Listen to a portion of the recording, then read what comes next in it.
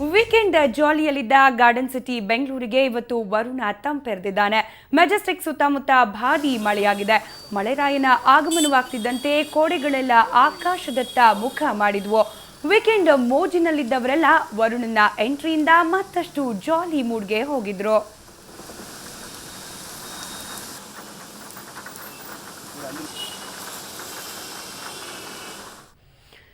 ಕಟ್ಟಿಕೊಂಡ ಗಂಡನಿಂದಲೇ ಮೋಸ ಹೋದ ಮಹಿಳೆಯೊಬ್ಬಳು ಮುನಿರೆಡ್ಡಿ ಪಾಳ್ಯದಲ್ಲಿ 2 ದಿನಗಳಿಂದ ಪ್ರತಿಭಟನೆ ನಡೆಸಿದ್ದಾಳೆ. 1996ರಲ್ಲಿ ವೆಂಕಟಲಕ್ಷ್ಮಿ ಮೂರ್ತಿ ಎಂಬಾತನನ್ನ ಮದುವೆಯಾಗಿದ್ಲು. ಕಾಲಕ್ರಮೇಣ ಮೂರ್ತಿ 2 ಮಕ್ಕಳು ಹಾಗೂ ಹೆಂಡತಿಗೆ ಕಾಟ ಕೊಡಲಾರಂಭಿಸಿದ. ಇವರನ್ನ ಮನೆಯಿಂದ ಹೊರದಬ್ಬಿದ್ದ. ವೆಂಕಟಲಕ್ಷ್ಮಿ ನ್ಯಾಯಕ್ಕಾಗಿ ಕೋರ್ಟ್ ಮೆಟ್ಟಿಲೇರಿದ್ಲು.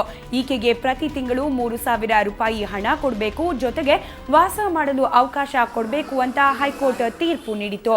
ಆದರೆ ಮೂರ್ತಿ ಕುಟುಂಬದವರು ಕೋರ್ಟ್ ಆದೇಶವನ್ನು ಕಡೆಗಣಿಸಿ ವೆಂಕಟಲಕ್ಷ್ಮಿ ಹಾಗೂ ಮಕ್ಕಳನ್ನ ಮನೆಯಿಂದ ಹೊರಹಾಕಿದ್ದಾರೆ.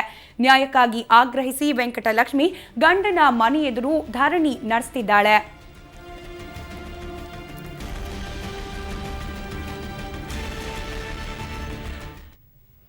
ಯಲಹಂಕ ಬಳಿ ಇರುವ ಅಲ್ಲಾಳಸಂದ್ರ ಕೆರೆಯ ಆವರಣದಲ್ಲಿ ಸೈಕಲ್ ದಿನ ಆಚರಿಸಲಾಯಿತು.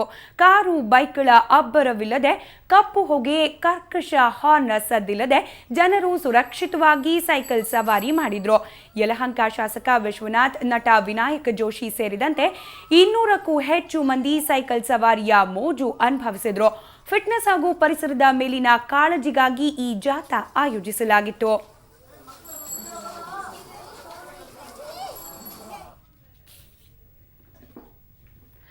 ವಿಭಿನ್ನ ಚಹರೆ ಹೊಂದಿರೋ ಟಿಬೆಟ್ ಪ್ರಿಯರನ್ನ ಜೀವನವೇ ವರ್ಣರಂಜಿತ. ಟಿಬೆಟ್ ಲೋಕ ಈಗ ಚಿತ್ರಕಲಾ ಪರಿಷತ್ನಲ್ಲಿ ಅನಾವರಣಗೊಂಡಿದೆ.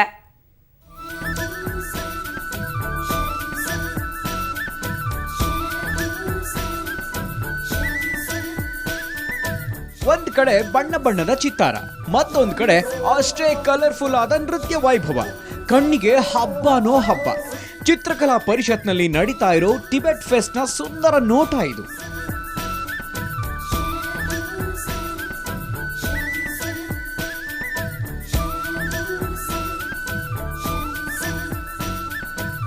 ಟಿಬೆಟಿಯನ್ನರು ತಯಾರು ಮಾಡಿರೋ ಆಭರಣ, ಬ್ಯಾಗ್, ಸೀರೆಗಳು, ಗೃಹಾಲಂಕಾರ ಸಾಮಗ್ರಿಗಳು ಇಲ್ಲಿ ಪ್ರದರ್ಶನಕ್ಕಿವೆ. ವೈವಿಧ್ಯಮಯ ಖಾದ್ಯಗಳಂತೂ ಬಾಯಲ್ಲಿ ನೀರೂರಿಸ್ತಾ ಇದೆ. ಇವ್ರದ್ದು ಸಾಂಪ್ರದಾಯಿಕವಾದ ಕಲೆ, ಆಮೇಲೆ ಉಡುಪುಗಳು, ಆಭರಣಗಳು ಇತ್ಯಾದಿ ಪ್ರದರ್ಶನಕ್ಕಿಟ್ಟಿದ್ದಾರೆ. ಅವರದ್ದೇ ಆಗಿರತಕ್ಕಂಥ ಒಂದು ಶ್ರೀಮಂತ ಕಲೆ ಇಲ್ಲಿ ಕಾಣಿಸ್ತಾ ಇದೆ. ತುಂಬಾ ಅದ್ಭುತ ಅಂತ ಅನ್ನಿಸ್ತಿದೆ. ಮರದಲ್ಲೇ ನಿರ್ಮಿಸಿರೋ ಟಿಬೆಟಿಯನ್ನರ 3 ಮಂಡಲದ ಚಿತ್ರಕಲೆ ಜನರನ್ನ ಆಕರ್ಷಿಸ್ತಾ ಇದೆ. ಮೇಣ ಹಾಗೂ ಬೆಣ್ಣೆ ಬಳಸಿ ತಯಾರು ಮಾಡಿದ ಪೂಜಾ ಸಾಮಗ್ರಿಗಳಂತೂ ಸಖತ್ತಾಗಿವೆ.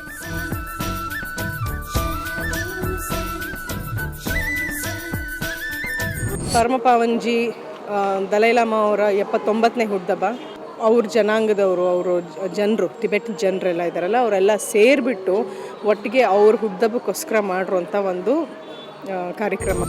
ಸಾಂಸ್ಕೃತಿಕವಾಗಿ ಅತ್ಯಂತ ಶ್ರೀಮಂತವಾಗಿರುವ ಟಿಬೆಟಿಯನ್ನರ ಕಲಾತ್ಮಕ ಜೀವನ ಶೈಲಿ ಇಲ್ಲಿ ಅನಾವರಣಗೊಂಡಿದೆ.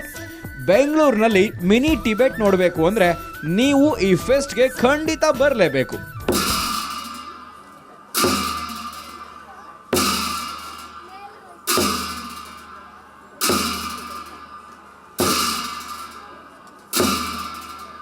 ಮೆಟ್ರೋ ಬ್ಯೂರೋ, ಸುವರ್ಣ ನ್ಯೂಸ್. ಇದು ಇವತ್ತಿನ ಜಸ್ಟ್ ಬೆಂಗಳೂರು. ನೇರ ದಿಟ್ಟ ನಿರಂತರ ಸುದ್ದಿಗಾಗಿ ನೋಡ್ತಾ ಇರಿ ಸುವರ್ಣ ನ್ಯೂಸ್.